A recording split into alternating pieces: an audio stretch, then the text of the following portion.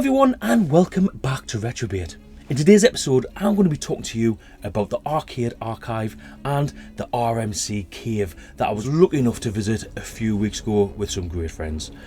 I flew from Inverness all the way down to Bristol, got the train from Bristol into, where did I go? Into Swindon. It's been a long time since I've been in Swindon. I used to visit there quite a lot when I was in the army. And then from Swindon to my friend Alex's at Taunton. Now Alex, you might remember, used to be the Nintendo arcade. He's now Arcade Archive after he opened his, the archive. And wow, what a place it is, guys. It is absolutely stunning.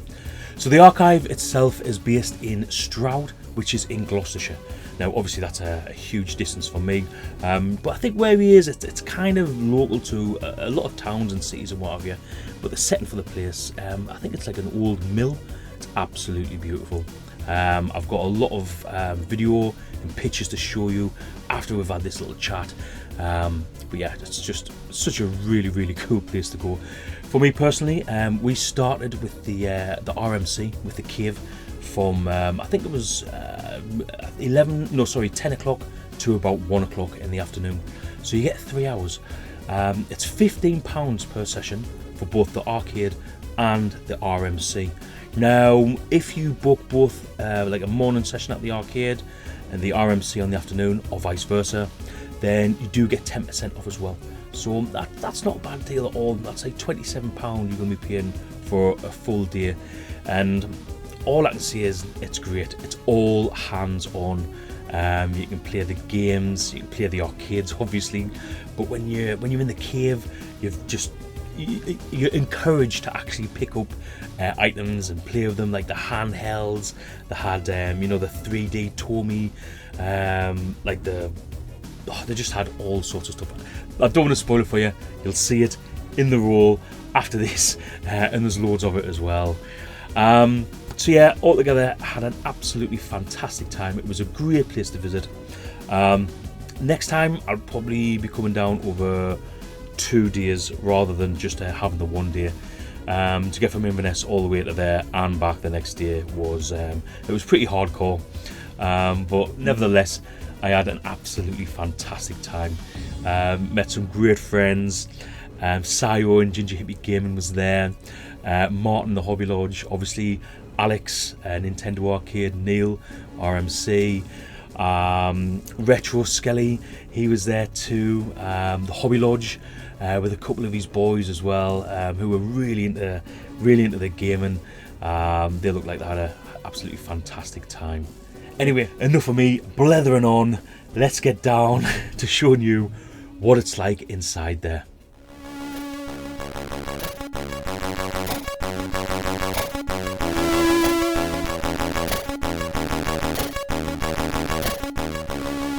Of course, the first thing I had to start off with was the good old Commodore 64. Swiftly followed by a quick go on Stunt Car Racer, but this time I was playing it on the Atari ST.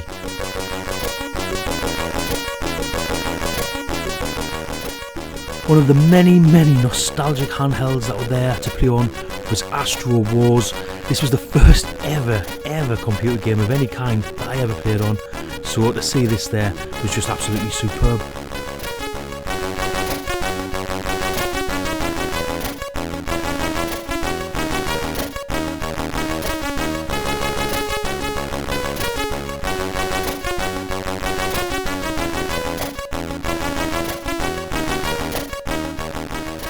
Again, as I mentioned earlier, you could play with any of the handhelds in the cave. Absolutely brilliant. You were encouraged to get batteries, put them in, and just get cracking with some gaming. This is definitely one of the highlights of going to the cave for me.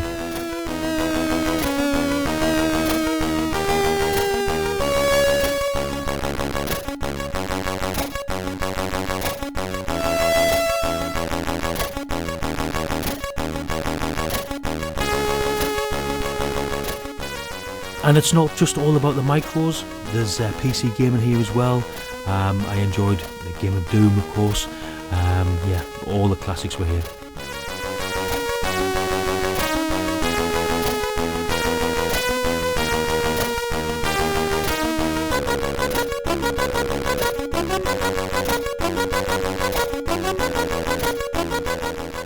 one of the things I mostly appreciated seeing as well in the cave was, of course, the full Codemasters set on the Spectrum.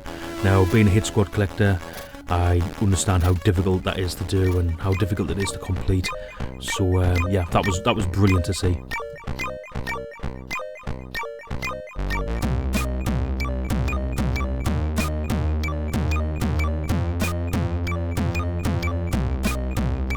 So then we move on to, well, it's the shop. It's a frustrating shop because you can't buy anything. But oh my god, this was literally for me like stepping back into 1990. I had a local shop to me that was set out virtually identical to this. Amazing amount of games here, ones that I used to play. The TV in the background with the gaming on there as well.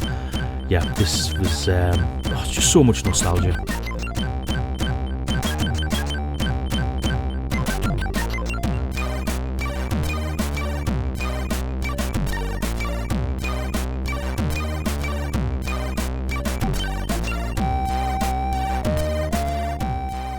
Overall, I spent about 3 hours in there.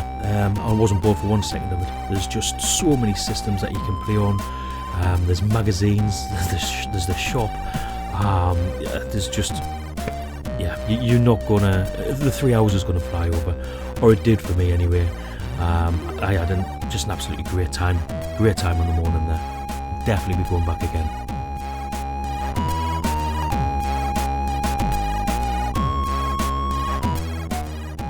And then before you knew it, it was lunch, and yeah, you get to sit in these beautiful surrounds at the picnic table. Had a couple of sandwiches that I bought from Sainsbury's earlier on. I think there is a few shops local, but I would definitely take a packed lunch with you.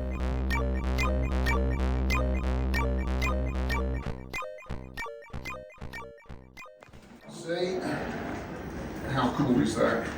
And that was coloured in black paint. And we soaked it in alcohol for about 5 hours, just scraped all that off, and that's what was underneath. Now I have heard that places like Disney and other big amusement. And then it was downstairs to the arcade, where Alex gave everyone like an introduction into arcades. You could see into the back and see how they worked, and then it was time to go into the main arcade.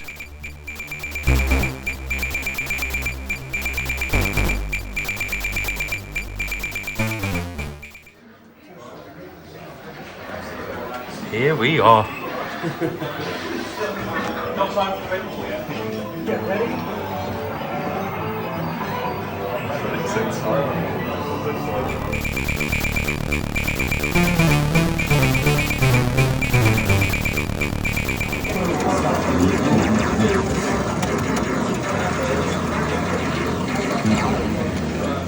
Oh, another one.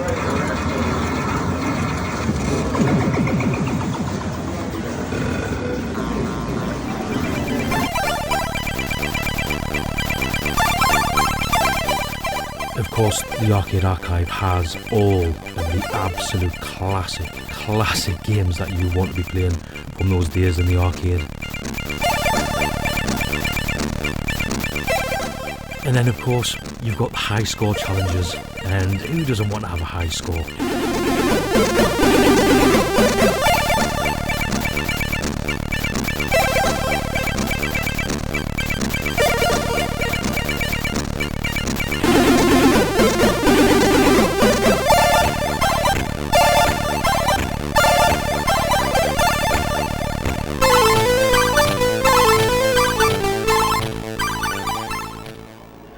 And to finish off, we're going to take just a walk round and have a look at all the arcade machines in their absolute glory. This was just after closing time, and yeah, there's just every game you could possibly want to play. I played on every one of these games, every one of these arcades at one point during the 3 hours we were there, and I definitely could have stayed for a lot longer. Alex swaps them out as well so that he keeps it fresh with different arcades. Obviously they're always buying, getting in new arcades, loaning arcades in, so what you see here might not be what you actually see when you go, but yeah, it's just such an impressive sight. The sounds, the climate control, it was absolutely roasting outside. It was lovely and cool in here. Just there you can see Sky Skipper, If you don't know about that, then definitely check out the Arcade Archives channel. Obviously there'll be a link to that below, where you can see the true story of Skyskipper and basically how Alex resurrected it. Something that I do want to know though is, please in the comments let me know which one of these or how many of these arcade games that you used to play on back in the day. How many of these used to munch away on your 10p pieces?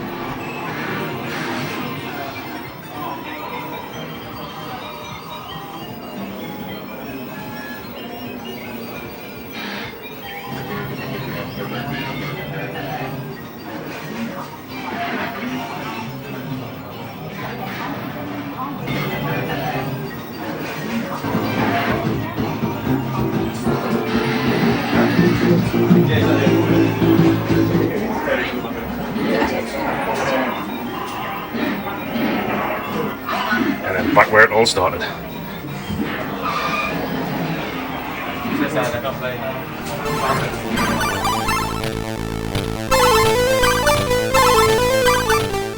And then yeah, after that we went for a nice pint, we had a good chat. There was a few of the guys there, you know, in and around the hobby, etc. So had a good chat there and took some last photos, but overall had a fantastic time with fantastic friends.